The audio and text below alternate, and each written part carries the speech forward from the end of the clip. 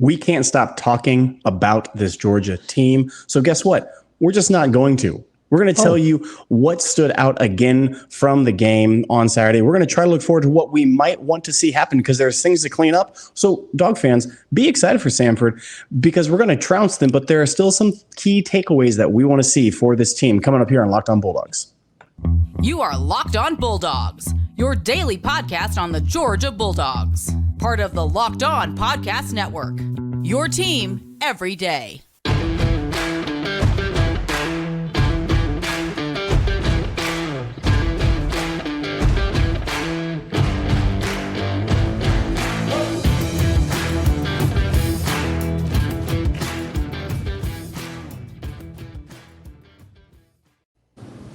Hello and welcome to the Locked On Bulldogs podcast. I am Daniel. That is Clint. Today's video is brought to you by our good friends over at LinkedIn.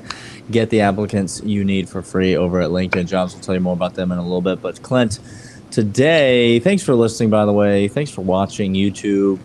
Subscribe to that YouTube channel. Come on. Hit that like and that notification and leave us a comment. Leave us a 5-star rating or review on the podcast app of your choice if you listen to the audio. Today, Clint, we're starting to turn the page to Samford.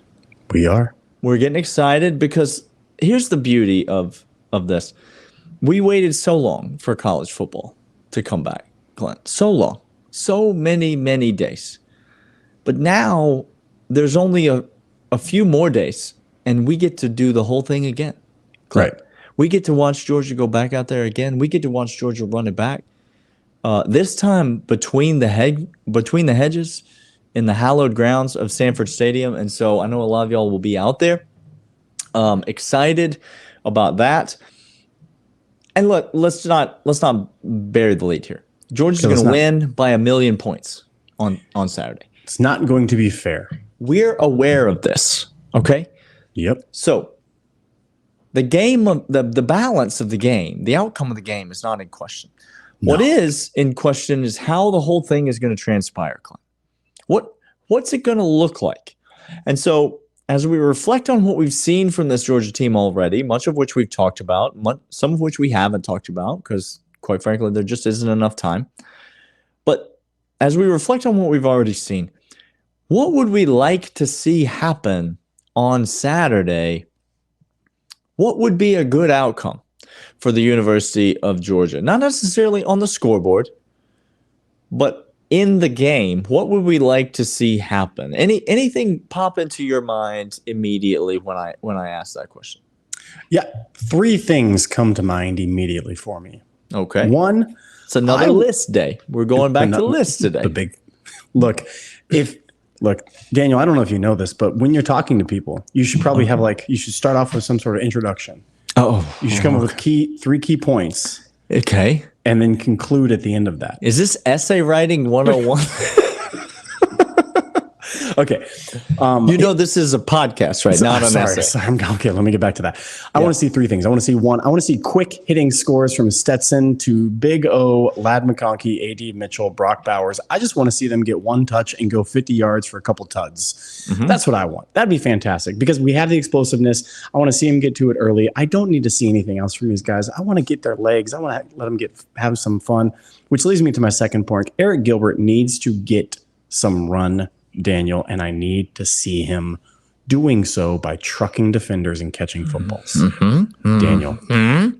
I need to see it because if Eric Gilbert is even close to what I think he can be, then again, y'all, this offense is, and let me not stutter and let you not miss this, listener. Okay. Then this offense is the best offense in all of college football. Let me stop you right there because Alabama scored 55 points against Utah State. Yeah, sure. Okay. That's great good for them. Good for them. I love it. I love big plays and then to Eric Gilbert. Third thing is I need to see a just fundamentally sound game from our young inside linebackers. We talked about it yesterday on the podcast. I just need to see them tackle, wrap up, be athletic, and just overpower people, but fundamentally do it. Yeah, I love those things. I've got some other things. I'll get to them in the second segment, but I think the point that you make about the inside linebackers is crucial. Now, obviously, Georgia might give up more points to Samford than they gave up to Oregon. It is entirely likely. In fact, it would be very difficult not to give up more points to Samford than we gave up to Oregon. It was the second lowest scoring play possible. Yep. And the most and they only had scoring one against of them. a defense. Right. Yeah. Okay. They only had one of them.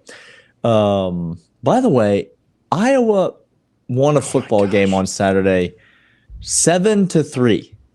Yep. That's not an unusual score. I mean, It is for 2022, but not for Iowa. 1922, but whatever. 7-3. But they got a field goal and 2 safeties to get 7 points.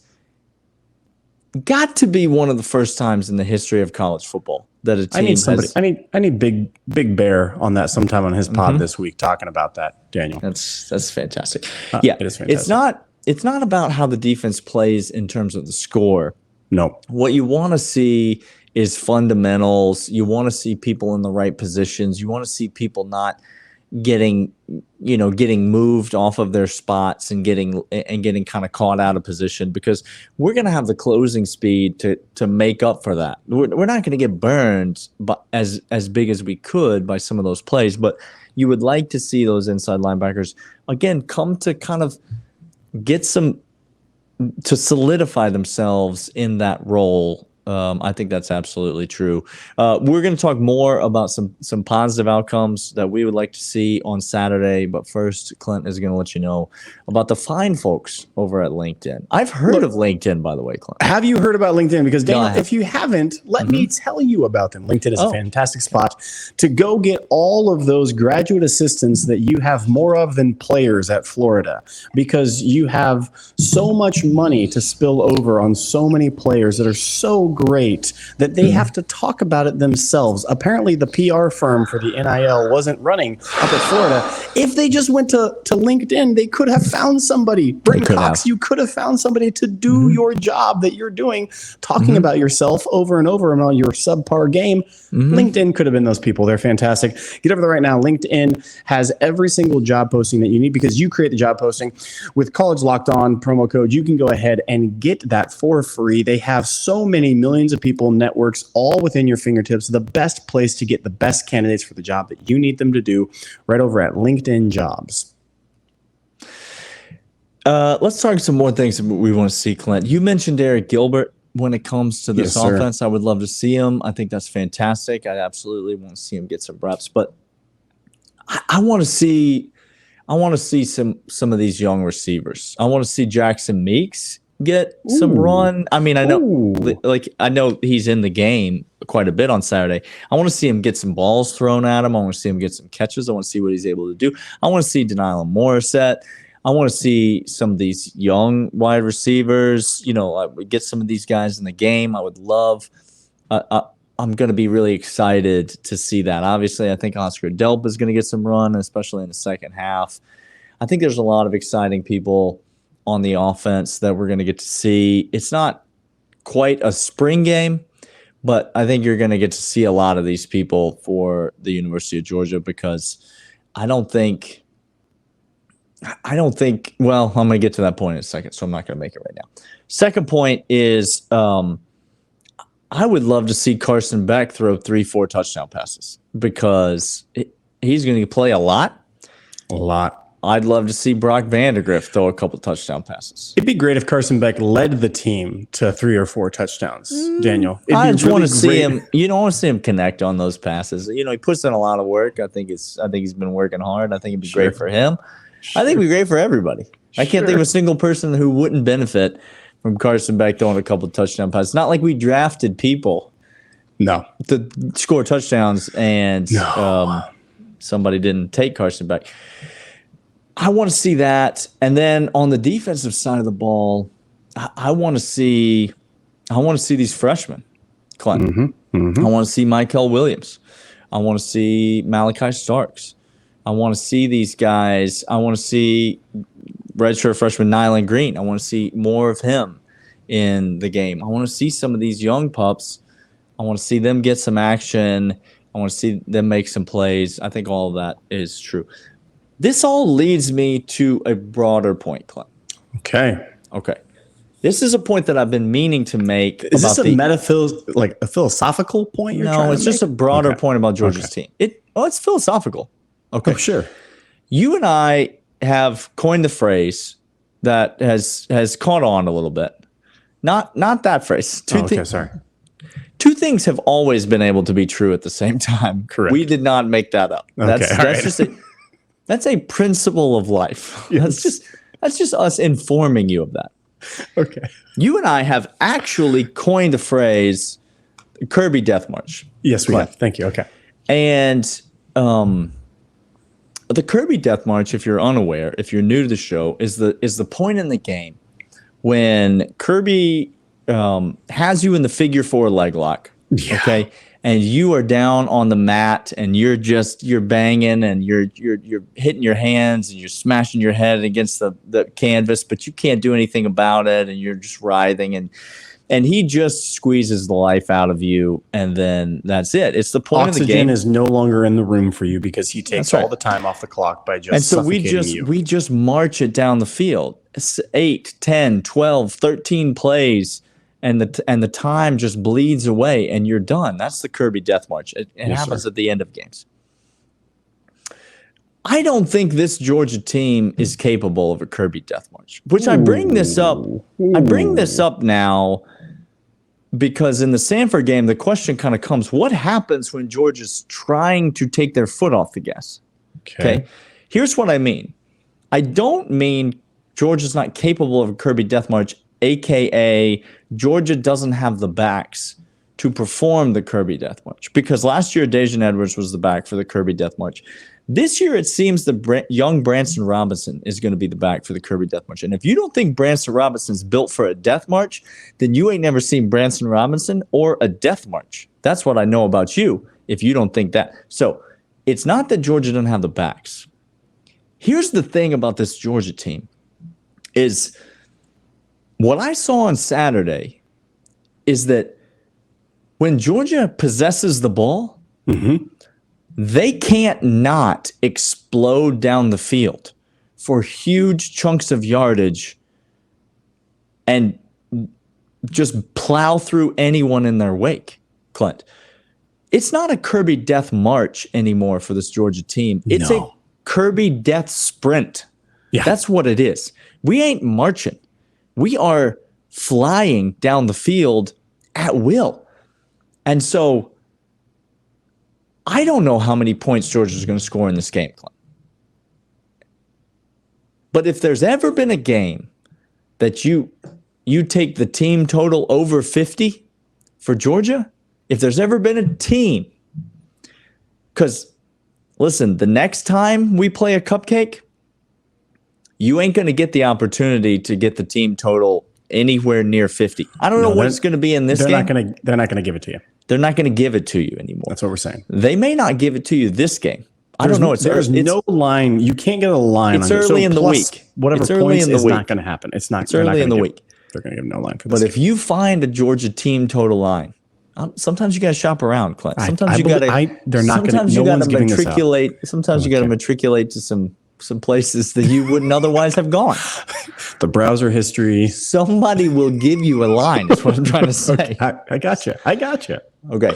If you find that Georgia team total 50, I just don't. This team can't take its foot off the gas. No, it can't. Not with the starters in the game, Clint. They can't. See, that's the key.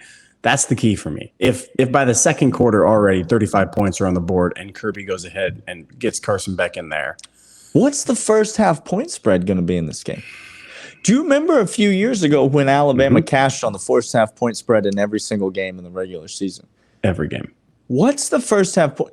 They're not going to favor us by 35 in the first half, are they? Can't. Keep in mind, Alabama was favored by 41, 42 for the game against Utah State for the game. Correct.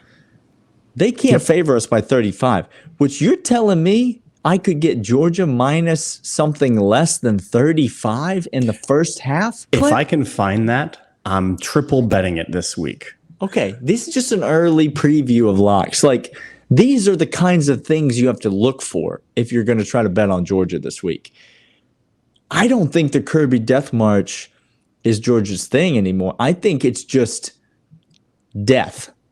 Like, Yes. swift and painful death to Yes. our enemies. Like, that's what it is now. Yeah, it's the Death March was at one point. It was like, well, the Death Star, we got to like get in position, and then we got to like get the engines fire going, up the lasers. and then we got to like, just like, what if hypothetically, what if you just like came preloaded with the engines already up and going and with things warmed, and you just like turn the corner and then just shot the dang thing and what if obliterated everybody. Instead you took the Darth Vader approach, which is just like you hold out your hand and just go and break somebody's neck? Like, And we're that's just done.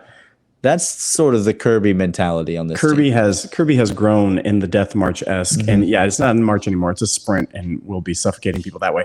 We're going to come back after this, maybe talk about the whole picture of the SEC and maybe some opponents that Georgia will face this year and what it means for us right after this.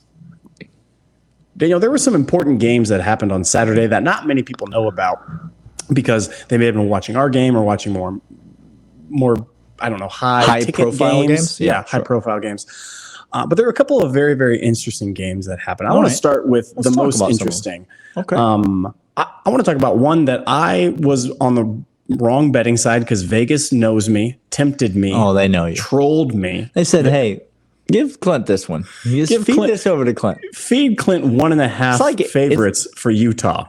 It's like Instagram ads. It's like Instagram ads. And Clint, it's like you're getting fed specific lines to your phone. Like directly to me. Daniel, they know me. Okay. Well, I took the Florida money line, by the way, and cashed handsomely. I know you did. We were talking about it the whole week, and I was waiting for it to come down, and it came down, and I bet Utah is not that great. Can we start there? Well, let's start there. To be fair, neither is Oregon.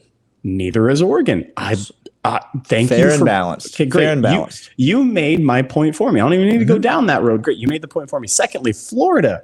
Okay. Not that good. Oh, but Georgia is. But Georgia is. Okay.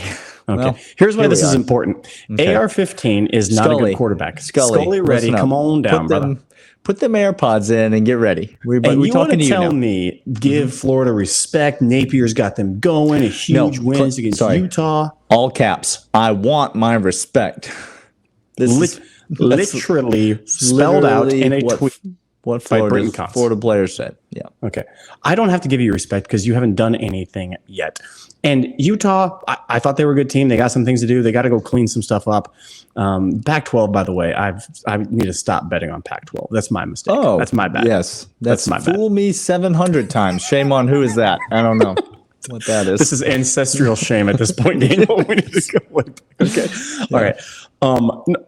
Florida, AR-15, not a good quarterback. He runs to save his life. I understand that. He does not deserve the Heisman. He cannot throw. His beautiful balls aren't there. His wide receivers bailed him out on a couple throws. They weren't pretty. They weren't good. The offense was predictable all the way through. I could tell what they were doing. Utah should have been able to. The defensive coordinator for Utah should be fired and left in Florida, which they almost were. Like, all of that should have happened because Florida's not a good team, and their defense does not scare me at all. Check back with me tomorrow. If you want to talk about Florida, tomorrow's locks. Check back with me. Oh no, Kentucky gonna play them. Kentucky right now. And by the way, Kentucky looked awful. Oh my gosh, in that how game. Bad. Kentucky looked awful. South Carolina, new look offense, new quarterback. They looked awful. Spencer Rattler looked awful. Shane Beamer lucky to get out of there with a win. Tennessee. I mean, they were dominant in their win on like this. Who's to say? They played a cupcake. They were dominant. Alabama obviously played a cupcake. Clearly, they were dominant. Auburn beat Mercer, and they dumped water all over the coach in the locker room. Yeah, and they danced for days when they beat. I'm sorry again. Mercer. Is that? No, that's not the hospital that's at the Braves. Like, Truist Park doesn't have a Mercer, like, United Health kind of. I think it's Mercy. Oh, thank you. Okay. Mercer is the college in Macon, Georgia. Oh, it's not great at football. It's being generous. Can we talk about A&M? really quick? Sure, let's talk about A&M. Okay. Somebody that Georgia might play later this year. You got to clean a whole lot of things up, Jimbo. The Venn diagram of Jimbo and Brian Kelly is one It's just circle. a circle. It's just a circle. lone circle with two idiots in the middle. That's what that is. That's the Venn diagram. I put this on Twitter. I've never seen a head coach not talk as much in a football game than I saw Brian Kelly do on Sunday night. It's tragic. Watching Brian Kelly on the sidelines is like watching a horror movie that you did not ever intend to watch. And you know what? He didn't know he was going to watch it either, Daniel. The man literally looks like he's going to sob, like he's going to cry on the sidelines. You feel bad for him. You do. Like, why are you choosing to do this? The SEC, the things that we thought we knew about the SEC, a lot of things were confirmed in me, Daniel. Hendon Hooker can run. AR-15 can run. Jimbo can't coach. LSU is a circus, and Brian Kelly hasn't done anything down there yet. Alabama has, like, all of these things we've known. Mississippi State has some dudes on defense. Like these are the things that we know. The thing that I abundantly know now that we learned that's new. Okay. Georgia has the best offense in the SEC compared to all these other schools. That's what's new, Daniel. That's new.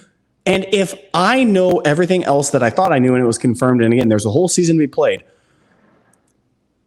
I'm feeling quite amazing right now as a Georgia fan. Yeah, talk to me about this. Is probably demands a whole segment, but we're just going to give it for free to the loyal third segment listeners. Third segment listeners, this one's for you. Who's the best team left on Georgia's schedule? Clint? That's the question that I'm asking you, and I need an answer, and I need the name of a team. Who's the best team right now, knowing what you know, seeing what you've seen on Georgia's schedule? I think it has to be Tennessee. It's Florida. I think the answer is Florida. Okay. Well, I think the answer was always Florida. Oh, wow. Oh, hot take coming in. Okay. Yeah. I know that's not the answer that I said when I said three most likely games that we would lose. I don't necessarily think Florida's the team most likely to beat Georgia left on their schedule. Oh, that's interesting. But I do think they're the best team on Georgia's schedule. I don't think they do the things that need to be done in order to beat Georgia. But there's some, I don't know. Georgia, if Georgia's not 12-0 at the end of the season, something will have gone tragically wrong. Todd Monken has been taken hostage by he's in an unmarked white van somewhere, correct, and Jack Bauer is looking for him frantically.